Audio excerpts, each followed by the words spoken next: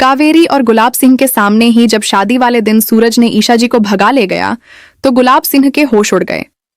पति ब्रह्मचारी का एपिसोड अब काफी ज्यादा धमाकेदार हो चुका है। जैसा कि आज की कहानी में आप लोगों ने देखा होगा कि कैसे सूरज सभी के सामने अपने नाम की मेहंदी ईशा जी के हाथों में लगा देता है और बोलता है कि अगर आपकी शादी मुझसे नहीं हुई तो मैं शादी वाले दिन आपको भाग ले जाऊंगा। और दोस्तों, होता भी ऐसा ही है। कावेरी और गुलाब सिंह के सामने सूरज जैसा को भगा ले जाता है। और दोस्तों, कावेरी भी सूरज ईसा की मदद करती है क्योंकि कावेरी को भी पता चल जाता है कि गुलाब सिंह इन दोनों को अलग करना चाहता है और कावेरी के होश आ जाने से गुलाब सिंह की टेंशन बढ़ चुकी है। तो चलिए दोस्तों, जानते हैं आगे की कहानी। ईशा की शादी का दिन नजदीक आते ही कहानी में जबरदस्त ड्रामा शुरू हो जाता है। जहां एक तरफ पूरे घर में शादी की खुशियां छाई हुई हैं, तो वहीं दूसरी तरफ कई छिपे हुए राज और साजिशें धीरे धीरे सामने आने के लिए तैयार हैं। इसी बीच सबसे बड़ा ट्विस्ट तब आता है जब कावेरी, जो इतने दिनों से कोमा में थी, अचानक होश में आ जाती है। भले ही वह पहले कुछ बोल नहीं पाती थी, लेकिन उसने ईशा की हर बात और हर दर्द को महसूस किया होता है। उसे यह भी समझ में आ चुका होता है कि गुलाब सिंह किस तरह ईशा की जबरदस्ती दूसरी शादी करवा रहा है और सूरज को उससे दूर करना चाहता है।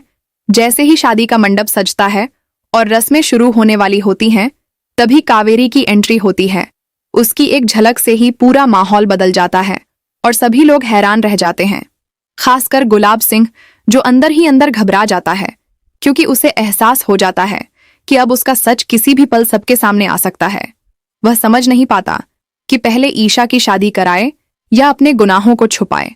इसी बीच सूरज भी अपने वादे के साथ पूरी तरह तैयार होता है क्योंकि उसने पहले ही ईशा से कह दिया होता है कि अगर यह शादी उससे नहीं हुई तो वह उसे मंडप से ही उठा ले जाएगा।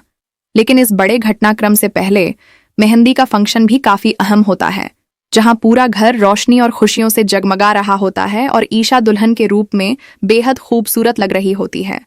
लेकिन उसके चेहरे की उदासी साफ नजर आती है। तभी आईपीएस आकाश की एंट्री होती है, जो अपनी होने वाली पत्नी के हाथों में अपना नाम देखने के लिए उत्साहित होता है। लेकिन तभी सूरज की एंट्री सब कुछ बदल देती है। सूरज को देखकर माहौल में तनाव बढ़ जाता है और गुलाब सिंह चाहकर भी उसे रोक नहीं पाता क्योंकि आकाश ने ही उसे बुलाया होता है। सूरज पहले ही कह चुका होता है कि वह इस शादी की हर रस्म में शामिल होगा। आकाश इस मौके पर सूरज को ताना मारते हुए कहता है कि एक ब्रह्मचारी इंसान रिश्तों की अहमियत क्या जाने। यह सुनकर सूरज को गुस्सा तो आता है, लेकिन वह खुद को शांत रखता है। तभी आकाश उसे पंजा लड़ाने की चुनौती देता है और शर्त रखता है कि जो जीतेगा वही ईशा के लायक होगा और हारने वाले को फंक्शन छोड़ना पड़ेगा। मुकाबला शुरू होता है और साफ दिखता है कि सूरज ताकत में भारी है। ईशा मन ही मन सूरज की जीत चाहती है, लेकिन गुलाब सिंह की सख्त नजरें उसे रोक देती हैं। तभी आकाश चालाकी करते हुए ईशा का हाथ पकड़कर उसके हाथ में लिखे सूरज के नाम को मिटाने की कोशिश करता है, जिससे ईशा को दर्द होता है। यह देखकर सूरज से सहन नहीं होता, लेकिन वह एक बड़ा फैसला लेते हुए जानबूझकर मुकाबला हार जाता है ताकि ईशा को और तकलीफ न हो। आकाश खुद को विजेता घोषित करता है और घमंड में कहता है कि ईशा सिर्फ उसी की है, और फिर सूरज को वहां से जाने को कहता है। सूरज उठता है, लेकिन जाने से पहले वह अचानक ईशा को अपनी ओर खींच लेता है।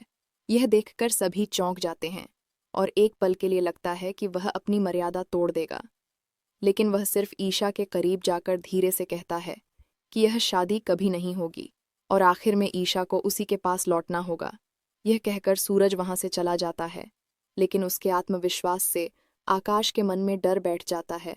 और फिर आता है शादी का दिन, जहां मंडप सजा होता है और रस्में शुरू होने वाली होती हैं। तभी सूरज अचानक वहां पहुंचता है और सबके सामने ईशा को अपनी गोद में उठा लेता है। हाथ में बंदूक लेकर वह सभी को चेतावनी देता है और वहां से निकल जाता है। इस पूरे घटनाक्रम के दौरान कावेरी भी वहां मौजूद होती है, जो अब गुलाब सिंह का सच सबके सामने लाने के लिए तैयार है। उसके होश में आते ही यह खुलासा होता है कि उसे इतने दिनों तक कैद करके रखा गया था और उस पर गोली चलवाने वाला भी सूरज नहीं, बल्कि खुद गुलाब सिंह था।